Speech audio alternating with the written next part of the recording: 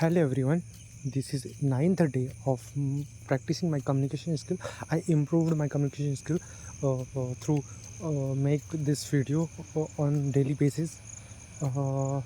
Its time duration, video length is uh, minimum 5 to 10 minute or minimum 5, and approx no approx limit has been decided currently I have so आज मैं फिर से again daily routine के बारे में बात करूँ कि मैंने आज सुबह से उठकर क्या किया, अभी तक के मैंने क्या किया। ओके, तो आज के दिन मेरे काफ़ी पॉजिटिव रहा, काफ़ी अच्छा लगा मुझे, मैंने कैसे दिन बिताया। मैं बताता हूँ कि क्या हुआ। मैं हो रहा था कि रात में 6:30 बजे, कल रात के मैंने जब सोया लगभग 11 से 12 बजे के आसपास, तो 12 बजे मैं जब सोया तो मुझे लगा कि मैं 6 बजे तक उठ जाऊँगा, 6 साढ़े 6 तक, बट ऐसा नहीं हुआ। मैंने सोचा कि जब मेरा नींद खुली तब मैं उठूँगा, और मेरा नींद 7 बजे के आसपास खुला। हाँ, इन 7 घंटे में मैंने पूरी तरीके से नींद ले लिया था, और मैं काफ़ी फ्रेश फील कर रहा था, नींद पूरा कंप्लीट हो गया था। और उसके बाद 7 बजे आसपास उठा। उठने के जस्ट बाद मैंने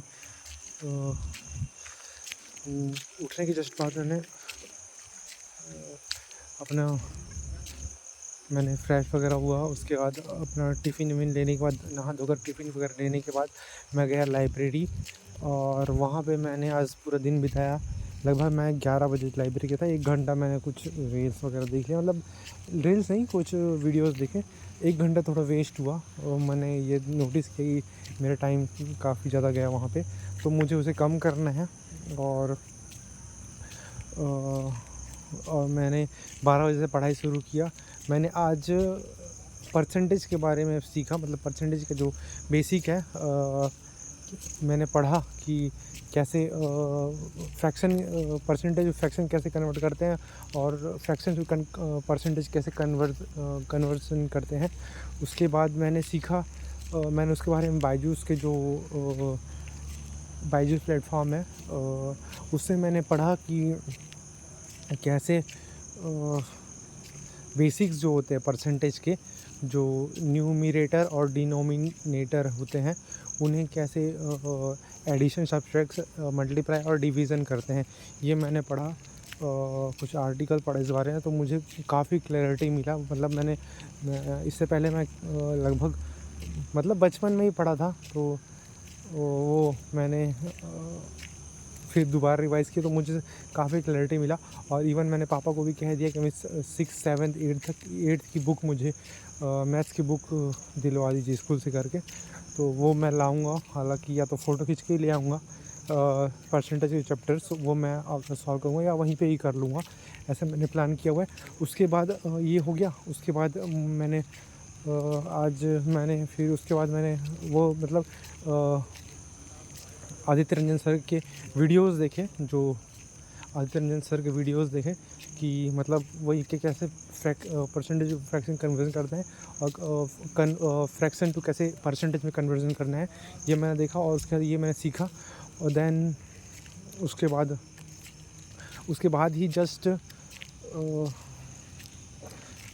बाद ही मैंने ये किया कि ना,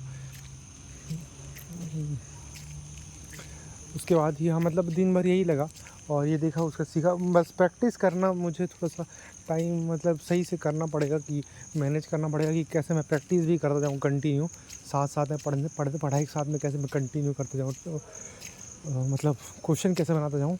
वैसे अभी मेरा जो PW का मैंने कोर्स लिया हुआ है, वो कुछ ही जस्ट 1-2 महीने के अंदर कंप्लीट हो जाएगा, और 1 आध महीने के अंदर कंप्लीट हो जाएगा।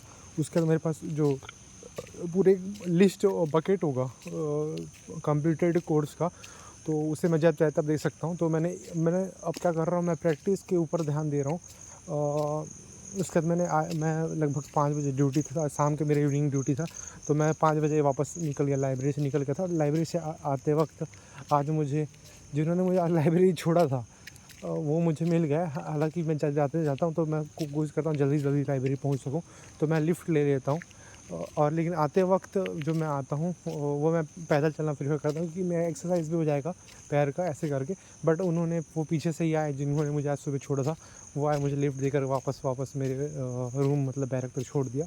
तो यहाँ पर मैं उतर के पानी वानी भर के आया और फिर अपना टिफ़िन ले करके वापस मैं ड्यूटी गया। ड्यूटी में मैंने मैंने कुछ 3-4 मैसेजेस क्लियर किए। उसके बाद मैं थोड़ा टाइपिंग के लिए देख रहा था, थोड़ा गलती हो रहा था बट मेरा स्पीड थोड़ा ठीक आ गया है। अब मुझे लग रहा है कि इंग्लिश जो टाइपिंग है मैं पहले से बेहतर कर पा रहा हूँ। और कुछ वर्ड्स की मैंने प्रैक्टिस करने पड़ेंगे, क्योंकि कुछ वर्ड्स मेरे जो उंगली जो सेटअप वहाँ बना हुआ है, उंगली का जो गलत जगह पे पहुँचता है और गलत बटन्स प्रेस हो जाते हैं, वो मुझे ठीक करना पड़ेगा। इसके लिए मुझे काम करनी पड़ेगी। और इसके अलावा फिर मैंने मैथ्स क्लियर की और वहाँ पे इनइक्वालिटी के जो मैंने थोड़ा सा रिवाइज़ किया, इनइक्वालिटी का क्वेश्चन बनाने के लिए प्रयास किया। कुछ को मतलब नथिंग बट कोई क्वेश्चन मैंने तो प्रैक्टिस नहीं किए, बट वो जो रिवाइज़ दो वीडियोस में आइदर और के जो कॉन्सेप्ट थे वो मैंने रिवाइज़ किए। आइदर और में जो कंडीशंस लगते हैं, 3 कंडीशन जो मैं आपको बताता हूँ। फर्स्ट कंडीशन ये है कि आइदर और की जो कंडीशंस हैं वो पहला कंडीशन आइदर और की जो फर्स्ट कंडीशन है उनमें है कि दोनों वेरिएबल्स गलत होने चाहिए। पहला कंडीशन दोनों वेरिएबल सेम होने चाहिए। कंक्लूज़न के दोनों वेरिएबल्स हैं, फर्स्ट और सेकंड जो कंक्लूज़न है वो दोनों वेरिएबल्स में सेम होने चाहिए। दूसरा, कंक्लूज़न गलत होना चाहिए, बोथ कंक्लूज़न रॉन्ग गलत होने चाहिए। और तीसरा होगा कि जो वेरिएबल्स में जो भी साइन दिए हुए हैं, जो कि इक्वल टू और लेस देन और ग्रेटर देन, ये तीनों ये कंक्लूजन में दिखने चाहिए, तब वो आइदर और कंडीशन लगती है। ठीक है। और इसके अलावा तब आइदर और की कंडीशन लगती है, अदरवाइज़ आइदर और की कंडीशन नहीं होगी तो जो दिखता है कंक्लूजन में वो लगता है। ठीक है, ये हो गया। इसके अलावा फिर ये क्या था कि हाँ, और कब नहीं लगते, आइदर कब नहीं लगते, ये इसके 4 और कंडीशंस हैं। पहला ये मैंने रिवाइज़ किया, ये मुझे अब अच्छे से याद है। कब नहीं लगते, जब कंक्लूज़न में जब वेरिएबल्स दो वेरिएबल्स कंक्लूज़न में दोनों वेरिएबल्स सेम दिया हो, दोनों गलत हो, लेकिन अगर मान लो एफ और के को मैं लेता हूँ variable, F is greater than and equal to K होगा, लेकिन कंक्लूज़न में 3 साइन आया हो, एफ इज़ ग्रेटर देन जैसे, या फिर मान लो F is greater than equals to K and K is less than C. तो मान लो कंक्लूज़न दिया हो F is greater than C, और नीचे दिया हो F is equals to C, तो जो आंसर आएगा वो कैन नॉट बी डिटरमाइन आएगा, बिकॉज जो एफ़ और सी के बीच में मतलब के है, तो एफ़ का जो मतलब मुख खुला हुआ है, वो मतलब जो एफ़ और के बीच में जो मुख खुला हुआ है, जो कि फादर है ना, इक्वल्स टू में मतलब greater than, F is greater than and equals to K होगा, तो वो उसकी तरह मुँह खुला है, तो वो, और जो के के बाद के इज़ लेस देन और जो के इज़ लेस देन सी जो होगा, वो के इज़ लेस देन सी होगा, तो उसमें के छोटा होगा सी से, के छोटा होगा सी से। ओके, लेकिन जो कंक्लूज़न में वो 3 साइन नहीं आए हैं ना, 3 साइन नहीं आए हैं, तो है ना, तो इसलिए मैं कॉपी में बता पाऊँगा, शायद अभी मैं कुछ गड़बड़ मिस्टेक कभी कर रहा हूँ, क्या पता, मुझे पता नहीं, बट मैं ट्राई कर रहा हूँ ना। तो एफ़ इज़ ग्रेटर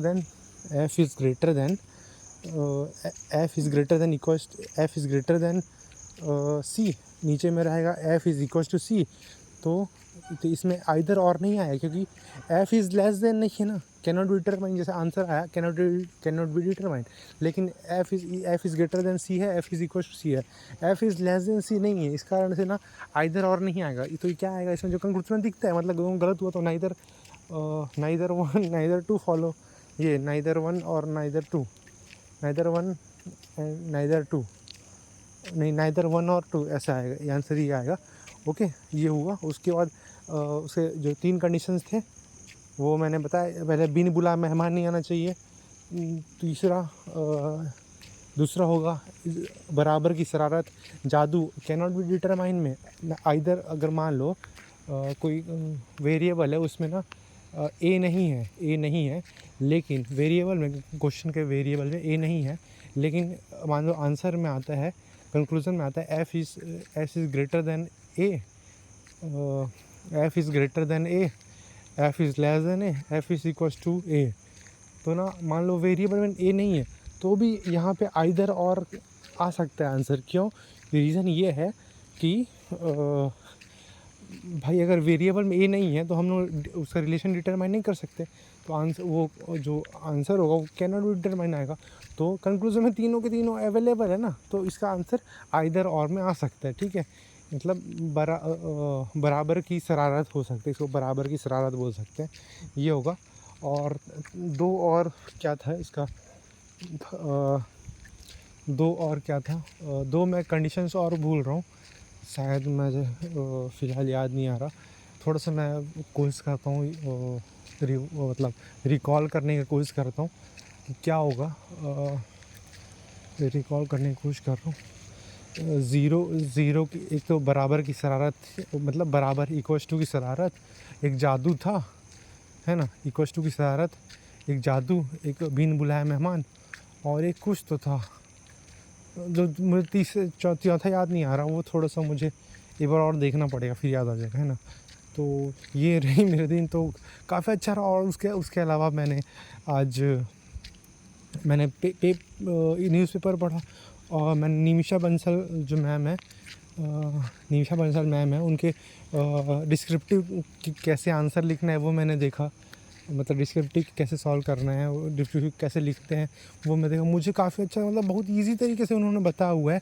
मैं उसको एक बार बता देता हूँ, है ना। वीडियो 12 मिनट हो गया, लेकिन ठीक है, मिनिमम अपना लिमिट है, मैक्सिमम का तो अपना लिमिट है नहीं, तो मैं बताता हूँ कि जो निमिषा बंसल मैम है, उनका मैंने डिस्क्रिप्टिव आंसर लिखे। उन्होंने बताया कि ना, देखो क्या उन्होंने बताया कि ना, जब भी अपन कोई भी ऐसे, मतलब SBI PO में 50 मार्क्स के डिस्क्रिप्टिव आंसर राइटिंग होता है, डिस्क्रिप्टिव के नंबर होते हैं। और जो IBPS PO में है शायद 20 to 30 के बीच कुछ मार्क्स ये होते हैं, है ना। आई थिंक 20 मार्क्स के या 25 मार्क्स के कुछ होते हैं, है ना, ऐसे कुछ है। तो उन्होंने बताया कि ना SBI PO में 2 क्वेश्चन होते हैं, एक तो ऐसे के लिए, एक ऐसे और लेटर के लिए, है ना। ऐसे में होता क्या है कि डिस्क्रिप्टिव लिखना होता है लगभग शायद 30 वर्ड पर मिनट, तो टाइपिंग स्पीड होनी चाहिए वो 30 वर्ड पर मिनट की होनी चाहिए, उन्होंने बताया। अगर इससे कम है तो बढ़ानी होगी, और इससे ज़्यादा है तो इट्स गुड, है ना, ऐसे उन्होंने बताया था। तो मैंने क्या किया, तो मुझे ये करना था कि,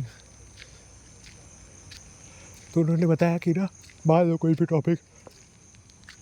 भी टॉपिक अपन चूज़ करते हैं AC के लिए, तो उस टॉपिक के बारे में चूज़ करने के बाद उससे पहले 4-5 क्वेश्चन पूछना है अपने आप से कि उसके बारे में। जैसे मान लो हमने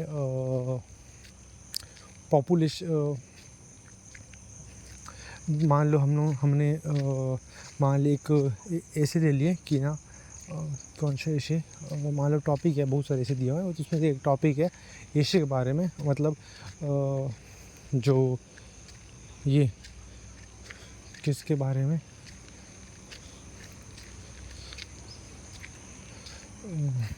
जैसे कि ना, हाँ, जैसे कि ना प्राइवेटाइजेशन ऑफ PSUs बैंक, इसके बारे में ऐसे लिखना है। तो इसमें हम लोग जो पहले वाले आने वाले क्वेश्चन है, ये टॉपिक को चूज़ कर ले, privatisation on government PSUs bank. तो ये टॉपिक है, इसके बारे में लिखना है। तो इससे पहले जो क्वेश्चन आते हैं माइंड में, जैसे व्हाट इज़ प्राइवेटाइजेशन, प्राइवेटाइजेशन क्या होता है, इसके 4-5 3-4 मिनिमम 3-4 पैराग्राफ लिखेंगे, है ना। इसका एक छोटा सा पैराग्राफ लिखेंगे 3-4-5 लाइन का, तो जिससे कि ये क्वेश्चन है, इसको लेकर के समझाना है, ठीक है। दूसरा जो रहेगा वो रहेगा एडवांटेज ऑफ प्राइवेटाइजेशन, है ना। उसमें जो 4-5 लाइन लिखना है, 3-4 लाइन लिखना है कि प्राइवेटाइजेशन करने के एडवांटेज क्या है, कि सरकार को कितना बेनिफिट होगा, मुनाफा बढ़ेगा, है ना। ये सब उसमें लिखना है। उसके बाद जो उसके लॉसेस ऑफ प्राइवेटाइजेशन, मतलब क्या नुकसान है प्राइवेटाइजेशन करने के, है ना। जैसे कि अगर प्राइवेट कंपनी को देंगे तो वो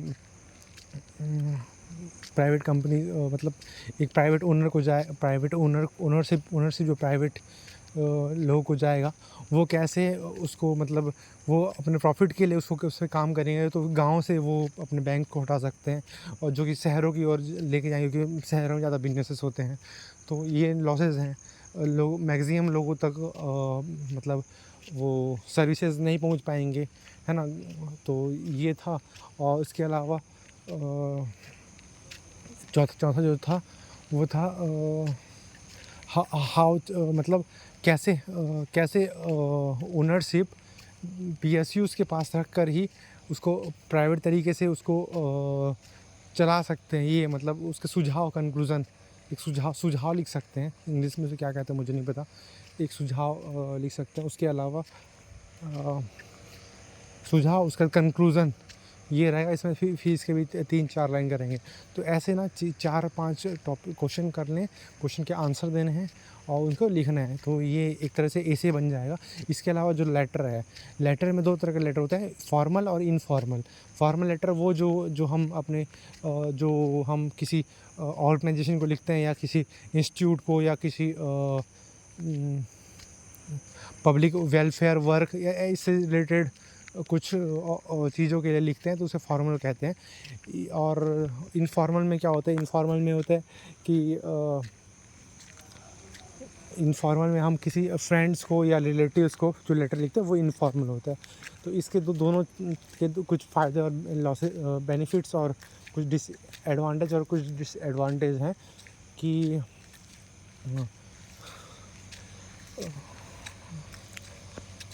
अगर फॉर्मल लेटर लिखेंगे तो इसमें मिनिमम इसमें फॉर्मल में जो मार्क्स होते हैं लगभग 15 से 20 मार्क्स के होते हैं। फॉर्मल जो मार्क्स होते हैं वो किसके होते हैं, जो पैराग्राफ, मतलब कैसे उसको लिखते हैं, है ना, जगह छोड़ते हैं स्पेस, और जो डेमो प्रेजेंटेशन जो रहता है उसका रहता है, कैसे आप उसको कॉलम, कोलोन, सेमी कॉलम कहाँ यूज़ करना, ये सब के, है ना, ये इसके नंबर रहते हैं। और जो इनफॉर्मल है वो कंटेंट का रहता है। लेकिन क्या होता है, कंटेंट ज़्यादा लिखते हैं ना तो उससे गलतियाँ करने का, मतलब इसकी इंग्लिश अच्छी है ना, उसे ही कहा जाता है कि उसे ही लिखना चाहिए, क्योंकि इसमें गलतियों का मिस्टेक होता है, क्योंकि ज़्यादा लिखेंगे तो गलती होने की संभावना होती है ना। तो ऐसे मतलब ये एडवांटेज और डिसएडवांटेज फॉर्मल और इनफॉर्मल लेटर्स लिखने के एडवांटेज और डिसएडवांटेज दोनों ही हैं। तो इसके अलावा फिर और ये मैंने सीखा, जाना। और इसके अलावा आज मुझे काफ़ी मज़ा आया, मतलब मैं बहुत सारी चीज़ें मैं सीखा। और मैंने आज न्यूज़पेपर भी पढ़ी। न्यूज़पेपर मैंने क्या पढ़ा, मैंने अमरावती, विशाखापट्टनम की जो कैपिटल है वो आंध्र प्रदेश की जो कैपिटल है वो विशाखापट्टनम को नाम लेकर गई, क्योंकि वहाँ अगर विशाखापट्टनम को कैपिटल बनाएंगे तो वहाँ पे ना जो कीमत है, ज़मीन की कीमत है तो आसमान छुई है, तो वो अंतरिक्ष को भी टच कर सकती है, ऐसा करके उसमें लिखा था ताकि वो बढ़े ना। तो अमरावती को उन्होंने डिसाइड किया कि अमरावती जो उनका ड्रीम प्रोजेक्ट है उसे आंध्र प्रदेश का कैपिटल बनाएंगे। और वहाँ कुछ जो फार्मर्स वगैरह हैं उनको भी लेकिन दिक्कत हुआ, ये सब दुनिया भर की चीज़ें थी। उन्होंने वो न्यूज़पेपर में लिखा हुआ था तो मैंने वो भी पढ़ा, और मुझे समझ में ज़्यादा नहीं आया, बट मैं बहुत सारी चीज़ें भी मैं समझ रहा था। और English not a tough language, it's a very easy language.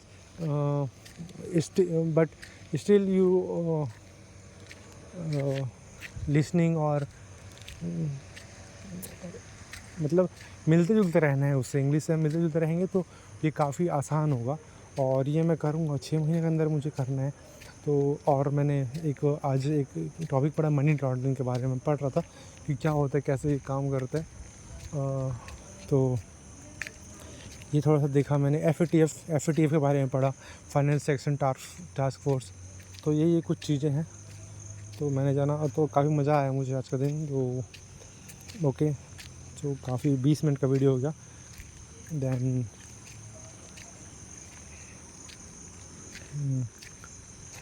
मज़ा आएगा आज का दिन, ऐसा दिन होना चाहिए और इम्प्रूवमेंट करना है मुझे। और बहुत अच्छा काम कर रहा हूँ, मतलब प्राउड। और हाँ, आज मैं पढ़ रहा था तो मुझे मज़ा आ रहा था पढ़ने में, तो ना मैंने अपने आप को रिवॉर्ड में क्या किया, मैंने आपको गुपचुप खिलाया, 20 रुपीज़ के गुपचुप, तो 10 पानी पूरी के पीसेस, मतलब काफ़ी मज़ा आया। मतलब बहुत दिन बाद खाया ना मैं, तो टेस्ट मुँह का मतलब चेंज हो गया और अच्छा भी लगा। तो गुड, ऐसे ही वर्क करना। और शेयर मार्केट थोड़ा सा अभी कम, मैं सोच रहा हूँ कि शेयर मार्केट से अभी अपना ध्यान को थोड़ा डाइवर्ट करूँगा, मतलब पढ़ाई की ओर, तो थोड़ा सा ज़्यादा बेहतर होगा, है ना। तो ये सब मैंने सोचा हुआ है। तो okay, good luck, best of luck, thank you everyone for listening my video and for watching my video. Okay, thank you.